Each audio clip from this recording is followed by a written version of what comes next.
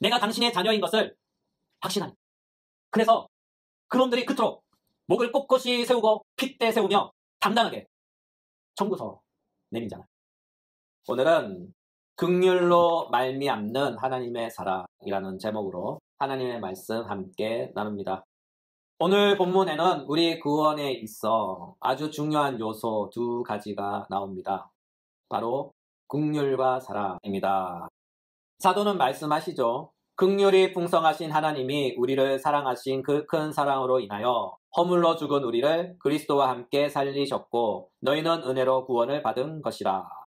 이 본문에서 긍휼이란 단어를 주목해 보셔요. 이에 해당하는 헬라어는 NLA입니다. 이는 죄인을 불쌍히 여기는 하나님의 심장, 죄인을 불쌍히 여기는 하나님의 심장입니다. 이로 인하여 우리의 하나님은 긍휼이 풍성하시고 많으신 하나님입니다.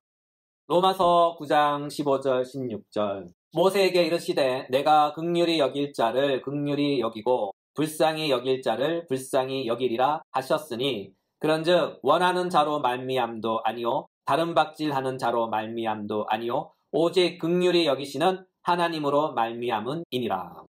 사도 바울의 이 구절들에 의하면 하나님의 긍휼에 대한 몇 가지 특징이 나옵니다. 첫째, 긍휼이란 것은 타인의 비참함에 동정을 느끼고 동정심을 행동으로 나타내는 것을 의미합니다. 우리 주님은 이와 같은 긍휼을 당신의 제자들에게 이렇게 가르치셨어요. 누가복음 10장 30절부터 37절 조금 긴데 생략되어 있진 않고 제가 읽도록 하겠습니다. 어떤 사람이 예루살렘에서 여리고로 내려가다가 강도를 만나매 강도들이 그 옷을 벗기고 때려 거의 죽은 것을 버리고 갔더라. 마침 한 제사장이 그 길로 내려가다가 그를 보고 피하여 지나가고 또 이와 같이 한 레위인도 그곳에 이르러 그를 보고 피하여 지나가되 어떤 사마리아 사람은 여행하는 중 거기 이르러 그를 보고 불쌍히 여겨 가까이 가서 기름과 포도주를 그 상처에 붓고 싸매고 자기 짐승에 태워 주막으로 데리고 가서 돌보아 주니라. 그 이튿날 그가 주막 주인에게 데나리온 2를 내어주며 이르되 이 사람을 돌보아 주라. 비용이 더 들면 내가 돌아올 때에 갚으리라 하였으니 내 생각에는 이 세 사람 중에 누가 강도 만난 자의 이웃이 되겠느냐. 이르되 자비를 베푼 자니이라. 예수께서 이르시되 가서 너도 이와 같이 하라 하시니라. 긴 구절을 읽었지만 이것이 바로 긍휼에 대한 우리 주님의 가르침입니다. 타인의 비참함에 동정심을 느끼고 동정심을 행동으로 나타내는 것이죠. 둘째, 이와 같은 긍휼은 개개인의 혈통과는 전혀 상관없다는 거예요. 또한 긍휼은 그들의 윤리적 상태와 신분과도 전혀 상관없다는 것입니다. 단언하면 나의 긍휼의 대상은 내가 잘 아는 사람일 수도 있고 내가 전혀 알지 못하는 사람일 수도 있습니다. 또한 그 대상이 사람이 될 수도 있고 동물이 될 수도 있죠. 또한 긍휼은 그 사람이 착한 사람이든 나쁜 사람이든 전혀 상관없습니다. 셋째, 이와 같은 이유로 긍휼의 주체는 긍휼을 베푸시는 그 사람의 마음에 달려 있습니다. 한마디로 긍휼의 대상을 정하는 것은 내 마음이다. 이에 성경은 말씀하시죠. 모세에게 이르시되 내가 긍휼히 여길 자를 긍휼히 여기고 불쌍히 여길 자를 불쌍히 여기리라 하셨으니 그런즉 원하는 자로 말미암도 아니요 다른 박질하는 자로 말미암도 아니요 오직 긍휼히 여기시는 하나님으로 말미암음이니라. 그렇다면 긍휼의 하나님은 당신의 긍휼을 누구에게 베푸실까요? 이 세상 모든 사람들에게 모두에게 당신의 긍휼을 베푸실까요? 아닙니다. 하나님은 오직 당신의 선택받은 자들에게만 당신의 긍휼을 베푸십니다. 사도는 말씀하셔요. 찬송하리로다. 하나님 곧 우리 주 예수 그리스도의 아버지께서 그리스도 안에서 하늘에 속한 모든 신령한 복을 우리에게 주시되 곧 창세 전에 그리스도 안에서 우리를 택하사 우리로 사랑 안에서 그 앞에 거룩하고 흠이 없게 하시려고 그 깊으신 뜻대로 우리를 예정하사 예수 그리스도로 말미암아 자기의 아들들이 되게 하셨으니.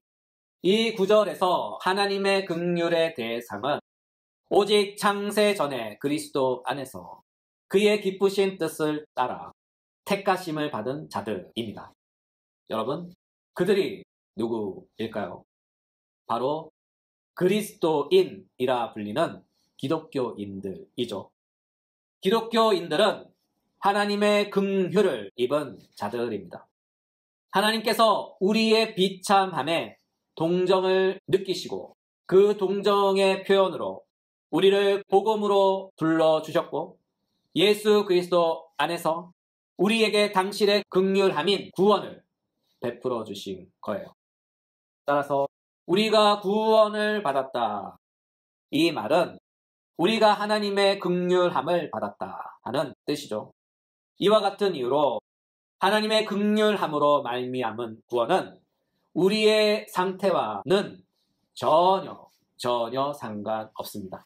달리 표현하면 우리가 도덕적으로 깨끗하든지 반대로 도덕적으로 안 깨끗하든지 또는 우리가 신앙생활을 경건하게 잘 하든지 아니면 신앙생활을 불경건하게 하든지 혹은 우리가 선한 일들 곧 사회적으로 선한 봉사 많이 하거나 또는 그 반대로 사회적 민폐로 등극한다 할지라도 그것과는 전혀 상관없다는 거예요.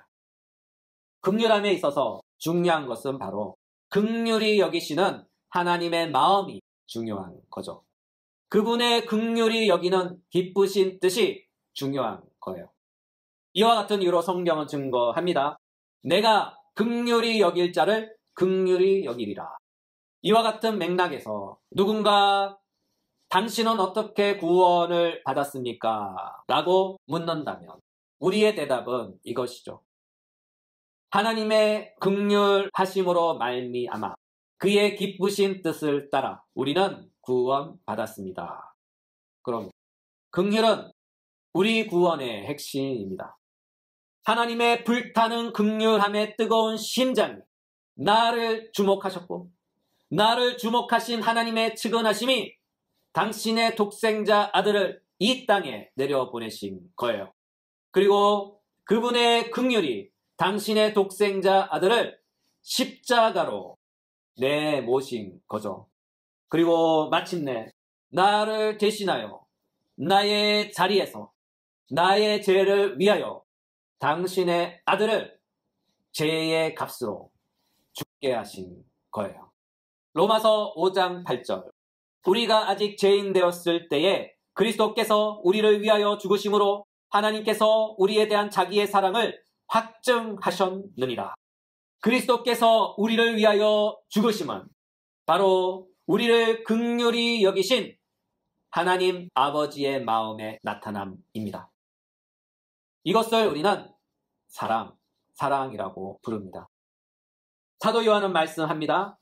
사랑은 여기 있으니 우리가 하나님을 사랑한 것이 아니요 하나님이 우리를 사랑하사 우리 죄를 속하기 위하여 화목 제물로 그 아들을 보내셨음이라. 사랑하는 자들아 하나님이 이같이 우리를 사랑하셨은즉 우리도 서로 사랑하는 것이 마땅하니라.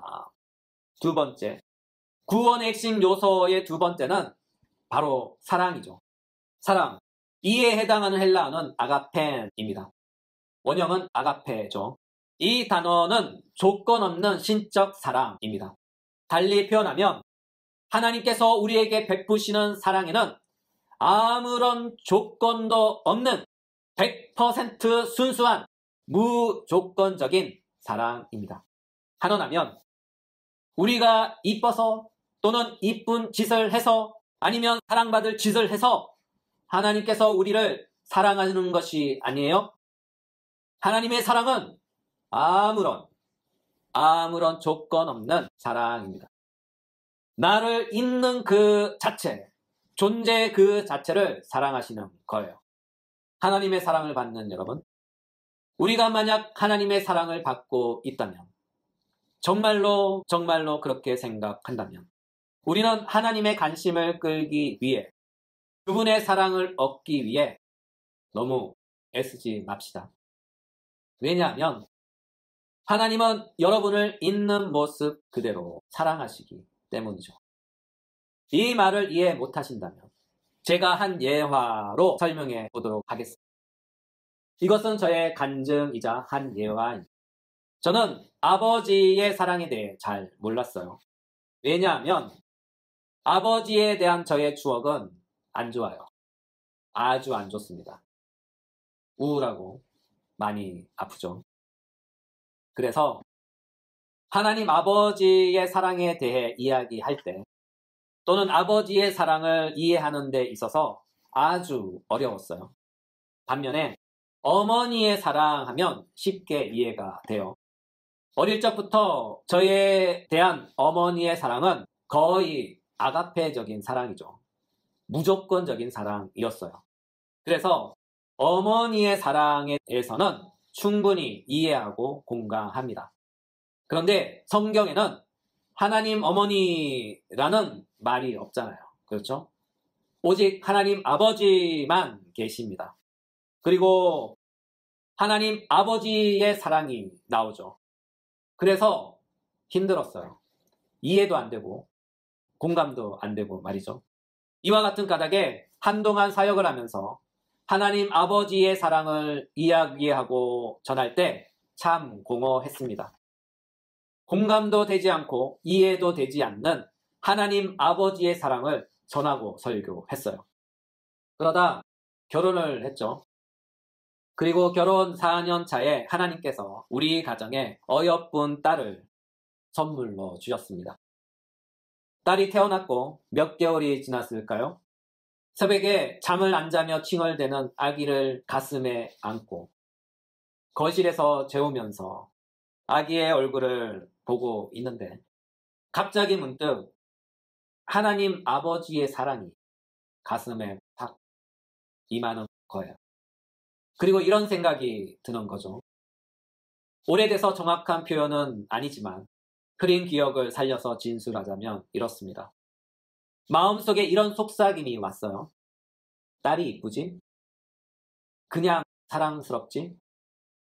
네 딸이 무엇을 해서 또는 이쁜 짓을 해서 이쁜 게 아니라 그냥 딸이니까 그 존재 자체로서 이쁘고 사랑스럽지? 나도 그렇단다. 나도 그렇단다. 내가 이뻐서 이쁜 것이 아니고 내가 사랑받을 짓을 해서 사랑하는 것이 아니고 너의 존재 그 자체가 이쁘고 사랑스럽단다. 이것이 아버지의 사랑이야. 바로 하나님 아버지의 사랑이야. 이 말씀이 마음에 속삭여지는 순간 저도 모르게 뜨거운 눈물이 흐르기 시작했어요. 아, 그렇구나.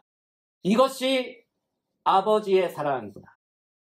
내가 이뻐서 잘나서 또는 사랑받을 짓을 해서 하나님께서 나를 사랑하는 것이 아니구나. 내가 하나님의 자녀이기 때문에 그 하나의 이유만으로 하나님은 나를 사랑하시는구나. 그렇습니다. 여러분, 이것이 하나님의 사랑입니다. 이것이 무조건적인 사랑입니다. 하나님이 나를 사랑하시는 이유는 단 하나밖에 없어요. 당신의 자녀입니다. 당신의 자녀입니다. 여기에 그 어떤 이유도 조건도 필요 없습니다. 내가 잘 믿을 것 같아서 또는 내가 예배를 잘 드려서 착한 일 많이 할 것 같아서 또는 선한 일이나 사회봉사 많이 할 것 같아서 지금은 비록 개떡같이 살고 있지만 앞으로 개가천선해서 도덕적으로 완전히 성화를 이룰 것 같아서 나를 구원해 주시고 나를 사랑해 주신 것이 아니에요. 만약 그런 조건이 구원의 조건이라면 하나님의 사랑 앞에 전제되어 있다면 그것은 사랑이 아닙니다. 그것은 거래죠. 그것은 장사죠. 그것은 사업입니다. 여러분, 우리가 믿는 하나님은 구원 갖고 거래하거나 사랑 갖고 장사하는 그런 분이 아니에요. 우리 하나님은 전능하신 하나님이시며 홀로 자족하시고 홀로 충족하시는 분이십니다.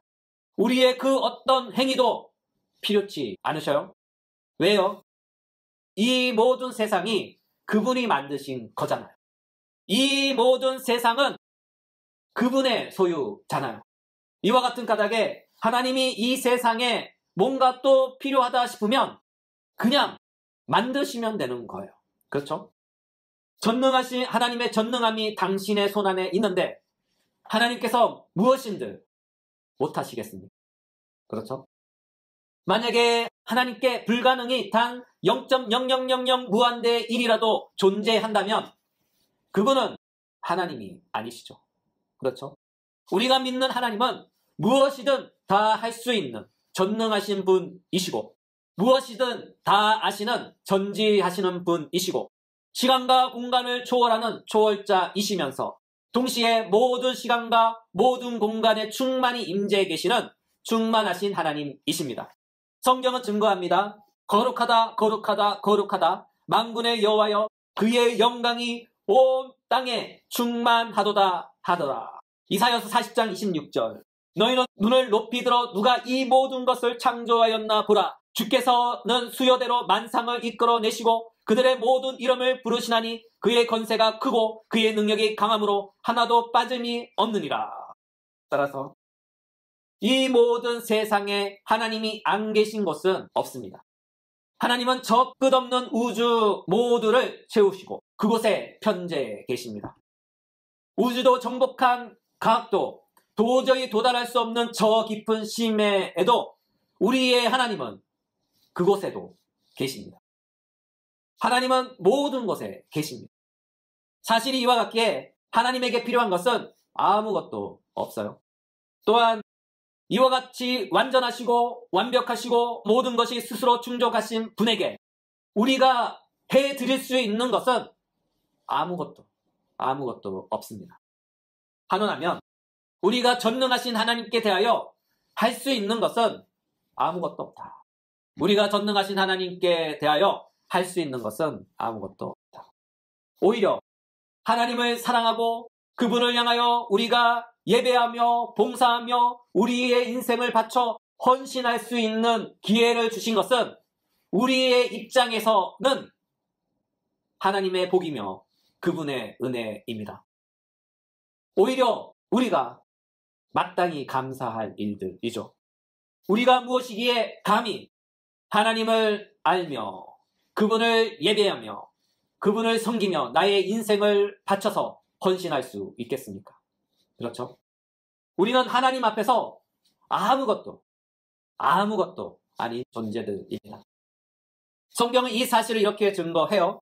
너희 생명이 무엇이냐? 너희는 잠깐 보이다 없어지는 안개니라. 이사야서 40장 6절 7절 모든 육체는 풀이요 그의 모든 아름다움은 들의 꽃과 같으니 풀은 마르고 꽃이 시듬은 여호와의 기운이 그 위에 불미라. 이 백성은 실로 풀이로다. 이처럼 성경이 세상에 대하여 무엇이라고 말씀합니까? 너희는 안개와 같은 존재다. 너희는 풀과 같은 존재다.